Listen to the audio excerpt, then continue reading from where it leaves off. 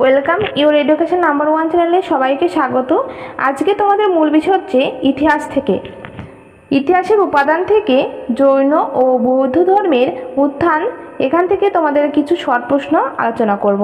তোমরা অবশ্যই সম্পূর্ণ ভিডিওটি দেখতে থাকো। আর তোমাদের মধ্যে যারা চ্যানেলটি সাবস্ক্রাইব করোনি এখনও, অবশ্যই করে নিও। তোমার বন্ধুদের কাছে অবশ্যই ভিডিওগুলি শেয়ার করে দিও। প্রথম প্রশ্ন, সবগুলোই তোমাদের 2 নম্বরের প্রশ্ন উত্তর। ভালো করে দেখো, তোমাদের খাতায় লিখে নাও, পরীক্ষায় তোমরা কমন পেয়ে যাবে। প্রথম প্রশ্ন, পঞ্চশীল কি? গৌতম বুদ্ধ তার অনুগামীদের নির্বাণ লাভের জন্য অষ্টাঙ্গিক মার্গ অনুসরণের পাশাপাশি 5টি নৈতিক বিধি পালনের পরামর্শ দিয়েছেন, যথা চুরি না করা, ব্যভিচারী না হওয়া, অসত্য পরিহার করা, হিংসা না করা এবং অন্যায় না করা। এইগুলি পঞ্চশীল নামে পরিচিত। পরবর্তী প্রশ্ন,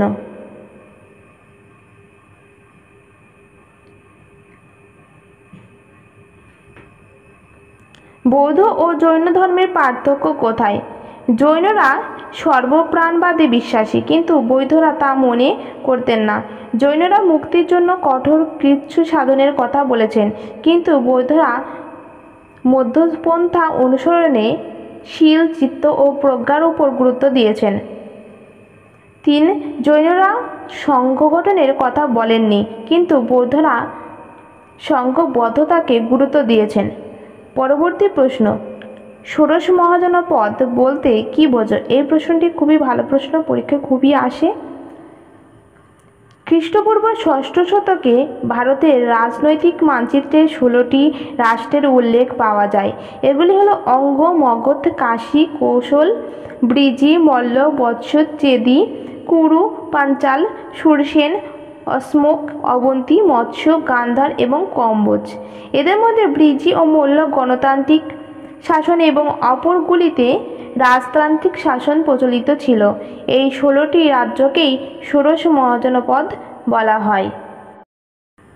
পরবর্তী প্রশ্ন, পরবর্তী বৈদিক যুগে ধর্মের ক্ষেত্রে কি কি পরিবর্তন আসে? পরবর্তী বৈদিক যুগে ধর্মের ক্ষেত্রেও পরিবর্তন আসে। যাগযজ্ঞ, দেবদেবীর ক্ষেত্রে এই পরিবর্তন বিশেষভাবে দেখা যায়। ধর্মজীবনে ব্রহ্মা, বিষ্ণু ও মহেশ্বর বা শিবের উপাসনা প্রাধান্য পায় এবং ধর্মজীবনে ক্রিয়াকাণ্ডের জটিলতা বৃদ্ধি পায়। এর ফলে পুরোহিতদের মর্যাদা ও অধিকার বিশেষ বেড়ে যায়। পরবর্তী প্রশ্ন, রাজতরঙ্গিনীর লেখকের নাম কি? এই প্রশ্নটি খুবই ভালো প্রশ্ন। কোন রাজ্যের ইতিহাস লিপিবদ্ধ আছে? কলহন ছিলেন রাজতরঙ্গিনী লেখক। 1149 থেকে 50 খ্রিস্টাব্দের মধ্যে এই গ্রন্থ রচনা করেছিলেন। এই গ্রন্থ থেকে কাশ্মীরের ইতিহাস জানা যায়। পরবর্তী প্রশ্ন, মেলুহা শব্দটির অর্থ কী? মেসোপটেমিয়ার অঞ্চলের বাসিন্দারা সিন্ধু উপত্যকার আদিবাসীরা এই নামে পরিচিত ছিল।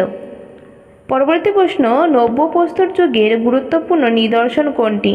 মেহেরগড় সভ্যতা নব্যপ্রস্তর যুগের নিদর্শন।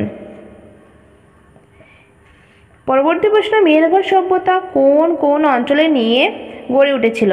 বর্তমানে পাকিস্তানের অন্তর্গত কোয়েটা অঞ্চল, ফিলিওল, মোহাম্মদ জম্বসাদাত, রানামুন্ডাই, কুল্লি মেহি, পেবিয়ানো এবং মেহেরগড় অঞ্চলে এই সভ্যতা গড়ে উঠেছিল। মেহেরগড় সভ্যতা কবে কে আবিষ্কার করেন? 1974 খ্রিস্টাব্দে ফরাসি প্রত্নতাত্ত্বিক ফ্রাঁসোয়া জারিস মেহেরগড় সভ্যতার 7টি স্তর আবিষ্কার করেন। মেহেরগড় সভ্যতার সময়কাল কত? আনুমানিক 7000 খ্রিস্টপূর্বাব্দ থেকে 4500 খ্রিস্টপূর্বাব্দ পর্যন্ত এই সভ্যতার স্থায়িত্ব ছিল। কত খ্রিস্টাব্দে পূর্ব কুমোরের চাকা আবিষ্কার হয়? আনুমানিক 4000 খ্রিস্টপূর্বাব্দ কুমোরের চাকা আবিষ্কার হয়। হর্ষচরিত কার লেখা? এই প্রশ্নটি খুবই ভালো প্রশ্ন, অবশ্যই তোমরা ভালো করে দেখে যেও। সব প্রশ্নগুলোই মোটামুটি খুবই ভালো।